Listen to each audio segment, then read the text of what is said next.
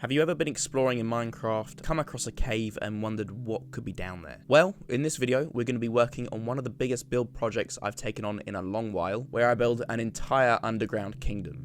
Before we get into the video though, this video is brought to you by Summoner's War. Summoner's War is the classic mobile turn-based RPG, and to celebrate 6 years since first launching, they're giving away 100 free summons. Players can try out various team compositions and strengthen their monsters with runes to progress throughout the game. It's a turn-based RPG where you can collect over 1,000 unique monsters. Utilizing team strategies, you can clear different dungeons. There's a global PvP arena, weekly in-game events, and you can even customize your Sky Island. Find out which monsters you'll summon to start your own adventure. So you better start summoning now. If you download now, you'll get 100 mystical scrolls for free, so click the links down in the description below, and thank you Summoner's War for sponsoring this video.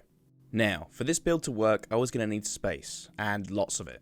So I went around creating a giant custom cave using World Painter. If you don't know about this program, it's particularly good at doing large amounts of terrain editing without crashing your game multiple times in an attempt to do this inside the game. Anyway, by using this program, I was able to create a custom cave with the bottom touching bedrock and the top side reaching world height. I filled the cavernous void with large stalagmites and stalactites, and created several raised areas, which is where the kingdom would reside. With the world prepped, we had a basis to work off of. Now it's time to fill it. I decided to fill the bottom of the cave with a few layers of water, and I then changed the biome to a swamp, making it murky and dingy. I played around with many concepts on how I wanted to theme this build and ended up styling it with a fantasy, mythical, almost elvish vibe. So I thought I would make a selection of large, colourful glowing mushrooms to scatter around the base of the cave. This would not only light things up a little bit, but it also adds a little bit of colour variety to this grey wasteland. This large raised section of terrain at the back of the cave is reserved for the main castle.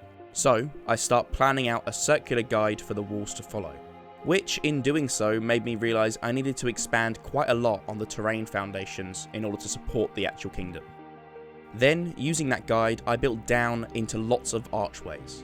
I struggled a lot in these early stages when figuring out what I actually wanted to do with the build, but eventually things clicked and I started pushing forward.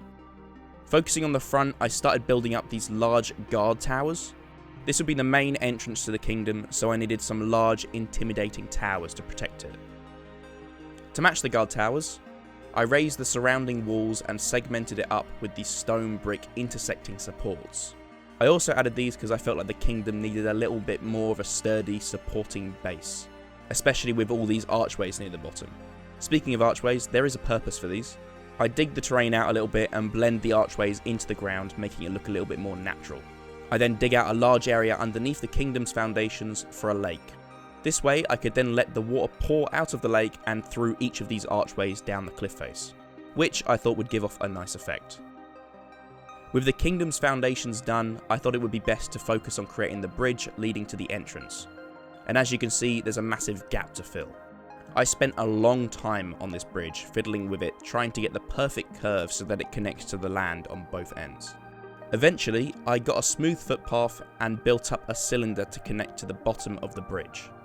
This would act as the main form of support, and I really wanted to make it look and feel natural, making it look like the surrounding stalagmites and sticking to that fantasy style. I neatened things up and made the connection on either end blend a little bit more into the terrain. Coming back to the guard towers, I decided to edit the design slightly to match the theme of the future buildings I was going to produce. Instead of going for a square fortress style tower, I capped it off with this rounded roof and added a smaller tower section atop it. Then, coming down to the other end of the bridge, I copy the same tower over here and edit it into a gatehouse. The foundations of the tower overhang the cliff face slightly, so I brought them down to flesh with the natural terrain. Once I finished up with the guard towers, I realised there needed to be a pathway to the main bridge. So I decided to connect up the other islands with their own bridges. I followed a similar theme to the main bridge, building gently curving bridges and adding some stone underneath to provide support and create a more natural embedded look. Once I finished up with the bridges, I thought I'd go ahead and make the entrance to the cave, taking a more natural approach.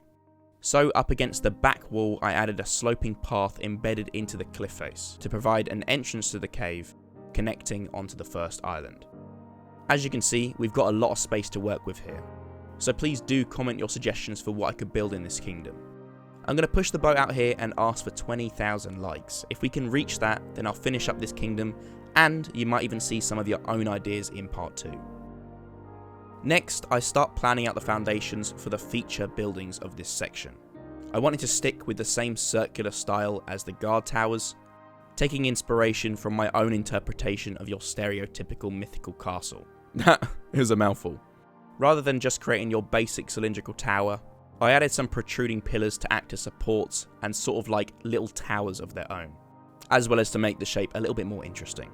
I played around with the details of these mini towers, including some walls and fences to add some depth, and I then placed some steps surrounding the whole tower, and began etching in a design for the grand doorways, which I mirrored on all sides of the tower.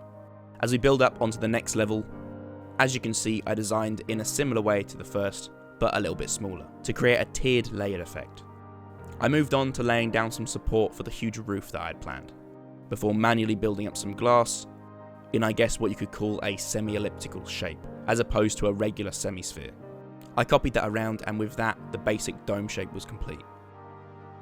With the shape of the dome laid down, I began adding some support beams across the top, and worked on adding a little detail to the wall supporting the roof. After completing the framework for the dome, I built this little roof to sit atop, before adding some flooring and leaving a hole in the centre to look down through the tower.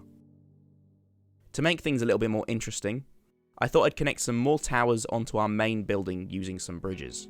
Using World Edit, I built out a glass circle as a guideline so that I could see where to build these towers and on what axis.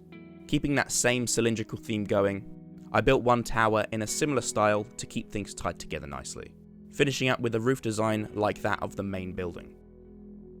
I connected the bridge and added a doorway before copying the small tower around 3 more times, angling each of the bridges towards the main building.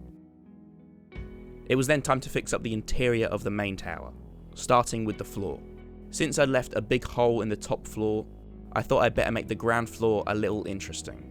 So I began etching a pattern into the floor and filling it with light grey and grey concrete, then covering it with the same colour stained glass and finishing it up with the stone border.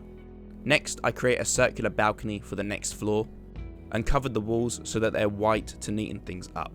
The centre of the floor design reminded me of an eye, so I thought up a way of incorporating it into the rest of the build by placing a beacon in the centre, which will come into play a little later on. What would a big build like this be without any statues? So I thought up a way of adding a little lore into this kingdom, and began by envisaging a concept of a knight plunging his sword into the ground, somehow powering the whole kingdom. I played around with different shapes for this statue, making a lot of adjustments until I was happy with the proportions, and after making a lot of alterations, I added a cloak flowing over the knight's shoulders, before mirroring the statue around the tower. I imagined the 4 knights taking on some sort of quest to harness the energy of a giant nether star, indicated by the regular nether stars attached to their swords. The knights remain the keepers of the kingdom, having pledged their lives to protect the power source, which flows from the swords, up via the beacon and into the giant nether star.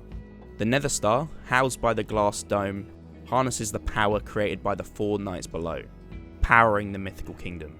I finished up the rest of the walls, gave it a more decorative interior, and added some lighting and a spiral staircase to each of the levels. Finally, I added some large support pillars to the ground floor to complete the main building. And with that, let's take a look at what we've got so far.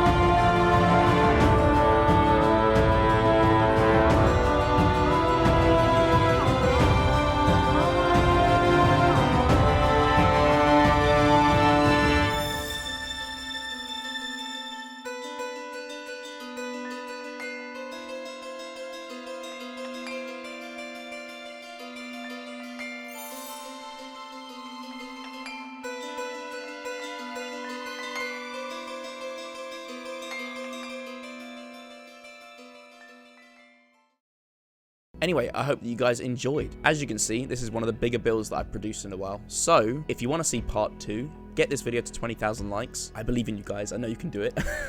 Plus, like I said, you might even get some of your own suggestions included in the build. So, comment down below and let me know what you think I should add. Aside from that though, I appreciate your guys' support as always. Check out the Instagram for more of my builds, and I'll see you in a bit.